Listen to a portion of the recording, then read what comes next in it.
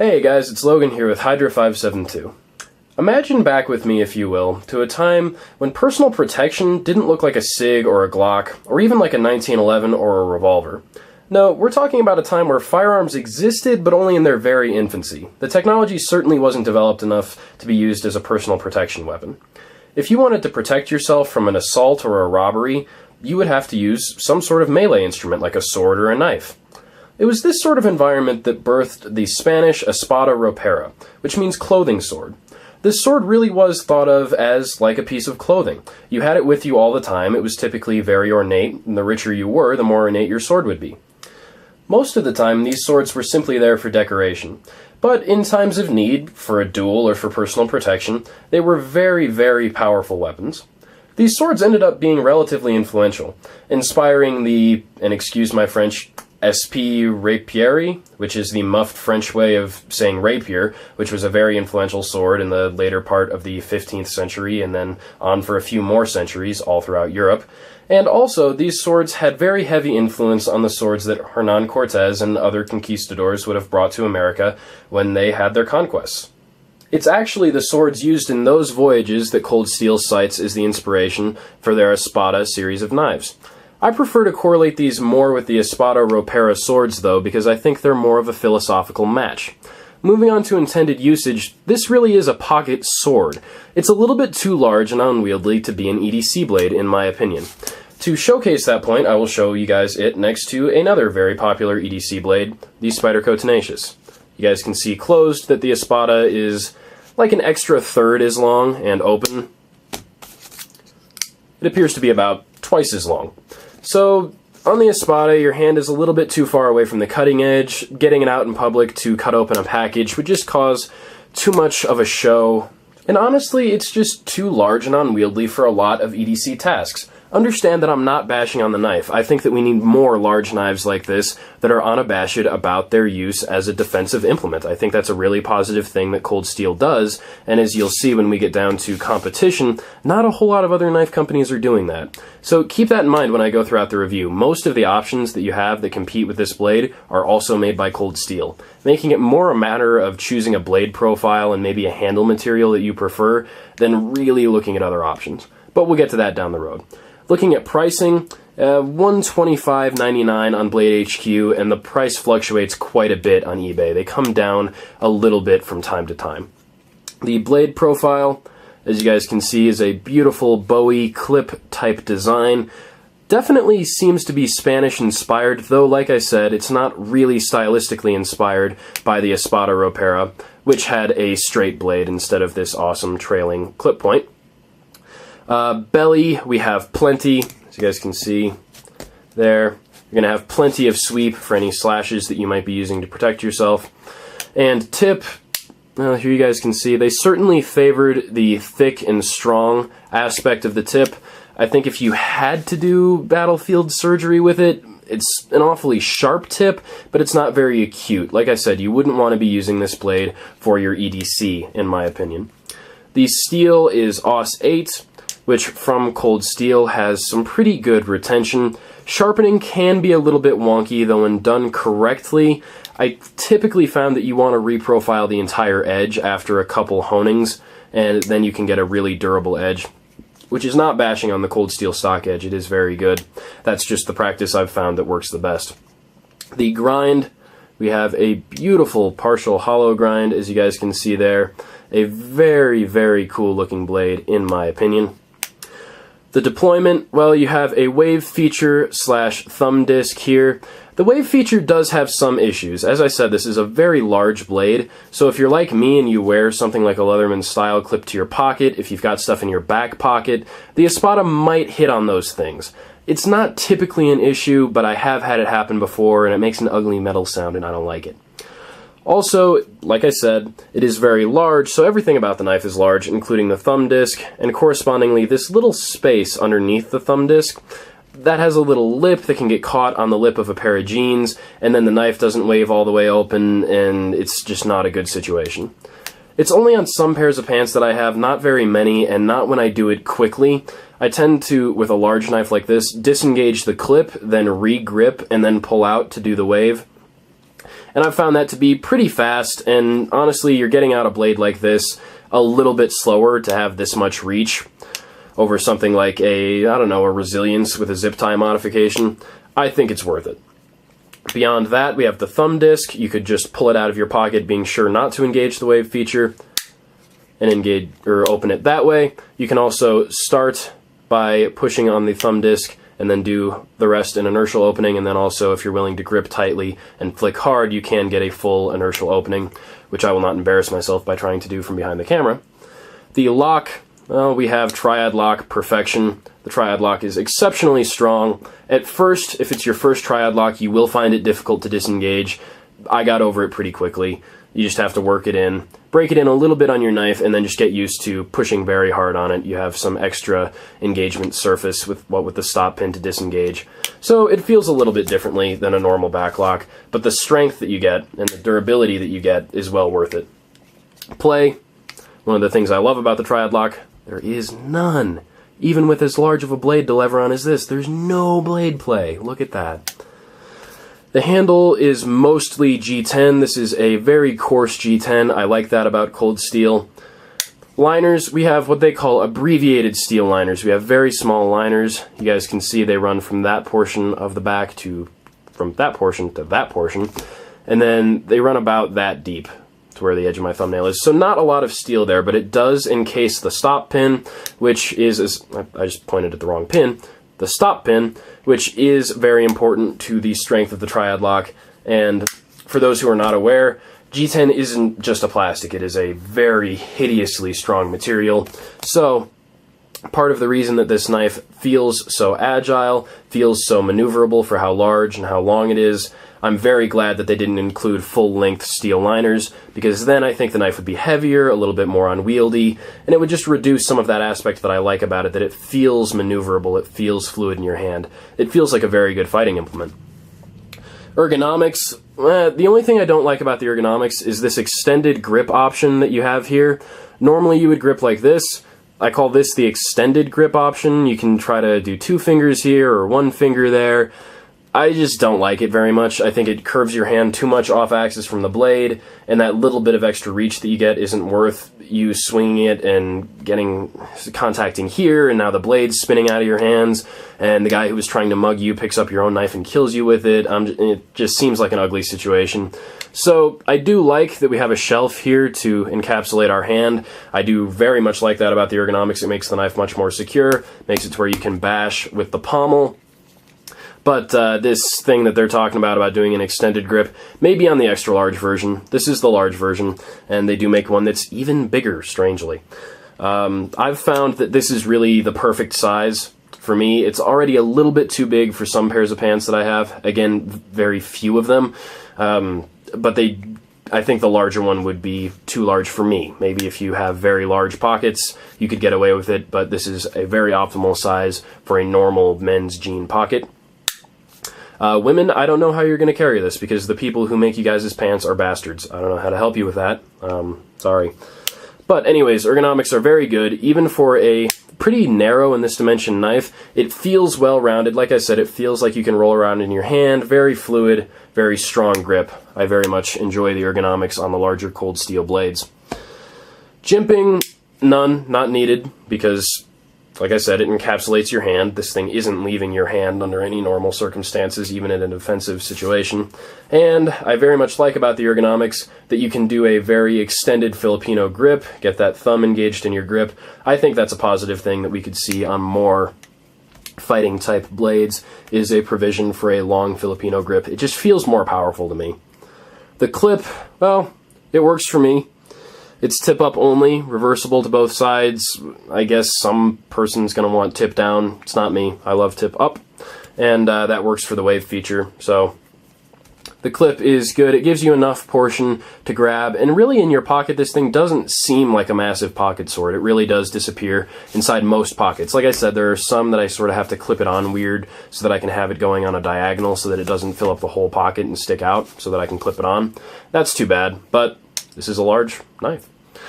Presentation is very good. I think this is a just wickedly attractive blade, a fearsome blade. I think if you flick this thing out in a defensive situation, that might end the fight right there. We're going to talk about that a little bit more toward the end of the review.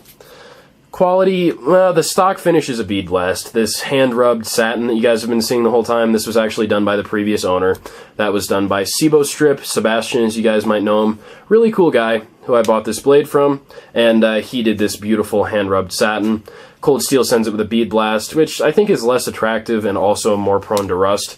We've seen that on some bead blasted Cold Steels that even just sitting in a drawer or sitting in the car, they can get rust from the humidity in the air, and that's really too bad. That is a mar on quality as far as I'm concerned, and also presentation a little bit. I think Cold Steel would be better served to go with a stonewash, which they've started to do on their Spartans. They've already done it on their Voyager series. I think it would be at home right here on this blade, or a really nice hand-polished satin like this, but that would drive cost up quite a bit too much. The normal finish, as I understand, is a little bit duller, and I think that's too bad because I really like the contrast on this one that I've got. So if you guys are confident, maybe you can try to hand rub your Espadas. I wouldn't. That stuff scares me. Otherwise, quality is very good. Cold Steel usually hits on quality. Their stock edge is very sharp. Their screws come properly tensioned. Clip is on there good. Everything like that is typically stellar with Cold Steel. Value, I can picture some people in my head saying OS 8 and G10 for $125. There's no way I'm paying that. I could get S30V. Yeah, dude, but look at what you're getting. For another size comparison, here we have the $125 Espada and the $30 Tenacious. As you guys can see, the size of the materials kind of speak for themselves. More material is going to cost more money. That's just the way it is, and I think that Cold Steel is getting an excellent blade, which again has very little competition made by anyone other than Cold Steel out to the market for a very reasonable price. This is a serious defensive implement that's available for $125. It's very large, and you don't pay a huge upcharge for the increased size, and I think that is fantastic. On to competition. Not a whole lot, really. I mean, the one other knife that I found that competes with this blade that isn't made by Cold Steel, I was so impressed by that I went out and bought it to do with this review. That is the Quartermaster QTR4 Hannibal. This thing is overbuilt like a tank, and it is still smaller than the Espada. Still less blade than the Espada. And really, as much as I like this thing and I think it's cool, it's not a serious battle blade. The lock certainly doesn't have the strength or the durability that the Triad lock does. It's a little bit heavier, a little bit less of that maneuverability factor that I was talking about feeling like the blade is fluid in your hand, feeling like an extension of your arm. You get a little bit less of that. So if you're wanting something that's just overbuilt to show your friends, look at the Quartermaster. Otherwise, the 5-inch and over blade length market doesn't actually exist, really.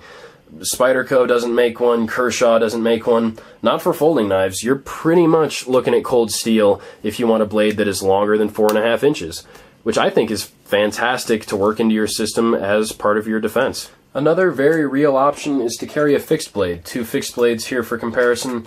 The CRKT Dragon and the very ridiculous K-Bar Zombie Killer Famine Tonto. And you guys can see the size comparisons there. Something that I would like to point out is on a well-crafted fighting fixed blade, you actually can get a comparable amount of blade to the Espada without a serious increase in size. That is definitely larger, and it might be treated differently for legalities, but it's something to consider. You can have a smaller fixed blade that's going to have less of the intimidation factor, but be similarly concealable and have a similar amount of blade. The Espada really makes sense when you integrate it into your system when you have size, weight, and maybe concealability constraints that prevent you from carrying a large fighting knife like the Zombie Killer Famine Tonto. Because as strong as the Cold Steel Triad lock is, it's not going to be as strong as a well-crafted fixed blade. However, this thing is really concealable. Like I said, it's thin in this dimension and it kind of disappears in your pocket. And it's pretty light at 8.7 ounces, so it's going to integrate into some systems where size, weight, and visibility constraints would keep out a large fixed blade like this. Do consider a smaller fixed blade. It will be a little bit stronger, possibly even faster to deploy, depending on how you're carrying it. However, something that you do have to realize, like I mentioned earlier, If you flick this thing open when somebody's trying to mug you because, I don't know, you were just previously at some place where you weren't allowed to have your pistol with you, maybe for whatever reason you're not allowed to have a pistol where you live, if this is integrated into your system and you pull it out intending to defend yourself, a number of things could happen. The guy could just run away. That's obviously our best bet. If our back's to the wall, we've got no place to run, and we can scare the guy out of fist fighting us with our very large knife, that's a success. We didn't have to fight, we won, success. Another thing that might happen is somebody who is thinking about punching you so that he could have your wallet might have a .38 special in his back pocket, and when you pull out this blade, he could get scared, whip it out, and shoot you in the chest. That is a very real possibility. You need to realize that when you're dealing with a blade this large, even when you're dealing with a blade like the Tenacious, but especially with something this large, it's clear to everyone involved that this is a killing implement. This can sever an arm, this can sever a hand very quickly, it can hurt people badly, and if that spooks the guy who's trying to mug you, and he happens to have a pistol, that might be the end of you. Also, I know it's been said 1,000 times, and I very much agree. It is better to be judged by 12 than to be carried by 6. I would much rather, in any situation, fight for my life and have to justify myself to a jury later on than die having not fought. But legality is very important. There are a lot of areas where to carry this thing, you will need a concealed weapons permit. The blade is just that long. And if this thing gets shown to a cop or gets shown to a jury, there's all sorts of precedents in place that say they're not supposed to judge you prematurely, but like I said, this thing is fearsome, it looks dominant, and it kind of speaks for itself. It might influence the way that a jury or a cop treats you. I think that's bullshit too. I don't think that anyone should ever insinuate that you were out looking for a fight when you ended up defending yourself. That's certainly not the way that I would advise anyone to use this blade, but that's something that you have to consider. Whenever you're using a knife to defend yourself, that should be on your mind, but especially with a blade this large, there are some other factors you're going to have to worry about. Like I said, I don't think this thing is an EDC blade, and part of the reason for that is if you whip this out of your pocket to cut open a package and somebody calls a cop over, you might be going for a ride in the back of a cop car. I'm not a legal advisor, I can't tell you about the laws in your area, that's your responsibility. I carry this thing with me, and I'm not afraid of that. But it's something to consider. It's a very real thing. A smaller knife, like the Resilience, which I think is a cool defensive blade, or like the ZT-0200, something like that might draw a little bit less clamor from somebody watching, a little less clamor from jurors, a little less clamor from a cop. Just things to consider. I think that having at least one blade this large to rotate through your EDC on a day where you won't be carrying a pistol to defend yourself is really fantastic. Pass or fail? Obviously pass. I've been saying nice things about it the whole time, and I have been rotating this thing through my EDC. That's kind of a lie. I haven't even really been rotating this thing. This thing has been my main EDC defensive blade for quite a few months now. So that makes it a pass. Like I said before, if you want a really large blade to defend yourself with, you're pretty much looking at Cold Steel. The Quartermaster QTR4 Hannibal is very cool. There are a number of kinda large blades from other people. The Resilience is quite big itself, as you guys can see, but that kind of tells the story, doesn't it? That little bit of reach might be very, very helpful. I love my 4-inch folders. I do still carry my 4-inch folders. Another one, a little bit less tactically styled, the CRKT Nurk Tie. What I'm getting at is other people make blades in the 4-inch, 4.5-inch range. Cold Steel makes blades in the 5-inch and up range. So it's really a matter of looking at this, looking at the Raha, looking at the XL Talwars, looking at the XL Recon 1s, and really deciding which blade profile you're going to like, maybe deciding which handle material, which hand fit you're going to like. What I'm getting at is that Cold Steel has a very large defensive blade pocket sword for anyone who wants one to integrate into their system at a variety of costs. That is one serious rung that the Cold Steel Espada is being competed with on. The Voyager series, the XL Voyagers are just as large as the large Espada is, and those are quite a bit cheaper. Same steel, different handle material, very cool blades as well. So, overall, the Cold Steel Espada, a very cool blade. I think it defines its own genre, even, among knives. You should think about integrating it or some other sort of pocket sword into your EDC, because knives tend not to jam. Like I said, this thing might have a wonky deployment for you, that could go bad, but otherwise, once this thing's open, we all know what it's meant to do. God forbid that you would ever have to defend yourself. I hope the way that you use this knife always involves being with a good group of friends, pulling it out and showing them the new knife that you got over Christmas. I hope that's the only context that you ever use this thing in, is to make your friends go, wow. But this is the real world. This is real life. Defense is important. If we're going to carry a pistol, we should carry an option for when things go wrong with the pistol. Redundancy is important. On to specs really quick. Overall length, 12.25 inches. Handle length, 7.25. Blade length of 5. Weight of 8.7. And I didn't write down a blade thickness because I'm an idiot. It's a relatively standard stock. So there you go. Cold Steel Espada series. Very cool blades. I think the large is the optimal one to have. The medium, perhaps, as an EDC blade. The XL, like I said, I think for most people it will be too large. And I love being able to say that about a knife. Very cool of Cold Steel to unabashedly make knives for people who want to defend themselves, whether they be cops, responsible civilians, even a soldier who wants to have a second option if his fixed blade goes down. So, the Espada Ropera pocket sword, made by Cold Steel, very cool, very fluid in hand, light, quick. I love it. Been a part of my EDC for a long time.